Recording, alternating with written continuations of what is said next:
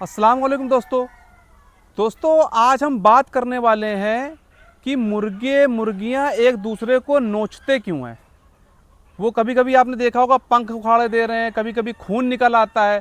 खून की जगह पे इतना नोचते हैं कि कुछ मुर्गों की तो मोर्टेलिटी हो जाती है। तो बहुत सारे हमारे किसान भाई हैं जो इन छोटी छोटी चीज़ों को लेकर के बहुत परेशान है और मेरे पास बहुत सारी कॉल्स आ रही हैं, मैसेजेस आ रहे हैं इससे रिलेटेड बात करने के लिए। तो इसी टॉपिक को लेकर मैं आज एक वीडियो बना रहा हूं।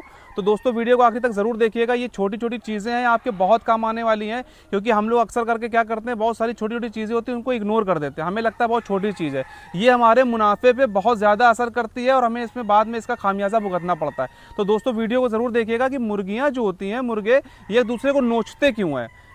दोस्तों सबसे पहली चीज़ है, मैं आपको बता देता हूँ, नंबर 1 ये कि आपको अपने शेड में चेक करना है कहीं आपके शेड में ओवर क्राउडिंग तो नहीं है। ओवर क्राउडिंग से मतलब ये है कि आपके पास मुर्गे मुर्गियाँ ज़्यादा हैं और जगह कम पड़ रही है।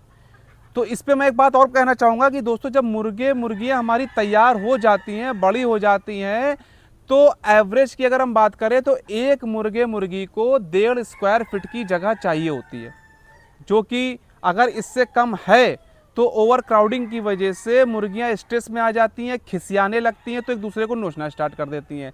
पहला रीज़न। दूसरा रीज़न ये है कि हम लोग अपने जो शेड के अंदर जो खाने का जो फीडर होता है, पानी के लिए ड्रिंकर लगाते हैं, वो कम संख्या में लगाते हैं। अब जैसे हमारे पास बर्ड्स ज़्यादा हैं, खाने पीने के जो सामान हमने बर्तन लगा रखे हैं वो कम है, तो उसकी वजह से मुर्गियों को जब खाने पीने को नहीं मिलता तो वो खिसियाने लगती है, एक दूसरे को नोचने लगती हैं। तो आपको संतुलित मात्रा में आपको रखना है। आप जो मुर्गों के हिसाब से आपको अंदर का इंतज़ाम करके रखना है बर्तन का। और तीसरी चीज़ ये होती है कि हम लोग लाइट पे फोकस नहीं करते हैं। हम पूरा दिन मुर्गियों को रोशनी में रखते हैं, उसके बाद जब रात होती है तो अपने शेड के अंदर लाइट जला देते हैं।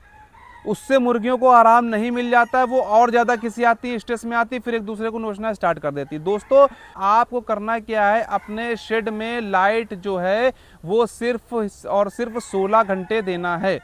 पूरे शेड में जो रोशनी आपको रखना है वो 16 घंटे देना है। 8 घंटे इनको अंधेरा चाहिए। जैसे हम इंसान होते हैं, हमको भी आराम की ज़रूरत होती है, वैसे ही तरह से ये मुर्गियां भी होती हैं, इनको भी आराम की ज़रूरत होती है। जब हम आराम नहीं देते इनको तो ये खिसियाने लगती हैं और एक दूसरे को नोचना स्टार्ट कर देती हैं। चौथी चीज़ अगर हम बात करेंगे तो हम लोग इनके बैठने के लिए प्रॉपर इंतज़ाम नहीं करते हैं दोस्तों, ज़मीन में ही छोड़ देते हैं। ऐसा नहीं करना है। सोनाली मुर्गी जो होती है ये ऊंचाई पर बैठना पसंद करती है, तो इनके लिए आपको इंतज़ाम करके रखना है अपने शेड के अंदर। प्रॉपर आप बांस बल्ली से बना लीजिए कुछ भी इनके बैठने के लिए, ताकि जब ऊंचाई बैठेंगे तो स्ट्रेस फ्री अपने आप को महसूस करती है और इसकी वजह से इनके ग्रोथ में भी फ़र्क पड़ता है, अंडे उत्पादन में भी फ़र्क पड़ता है। दोस्तों ये जो मुर्गी पालन है सिर्फ एक बिजनेस नहीं है, ये एक जिम्मेदारी है। हमें छोटी छोटी चीज़ों को देखना पड़ेगा। हम छोटी छोटी चीज़ों को इग्नोर कर देते हैं और मुनाफे की उम्मीद करते हैं। ये छोटी छोटी चीज़ें ही आपको एक सफल फार्मर बनाएंगी जब इन सब चीज़ों पे आप फोकस करेंगे। तो ये इन सब चीज़ों से बचने के लिए कभी कभी ऐसा होता है, आपने देखा होगा कि आपकी मुर्गियाँ एक दूसरे को इतना नोच डालती हैं कि उनके खून निकल आता है और वो मार डालते हैं एक दूसरे को।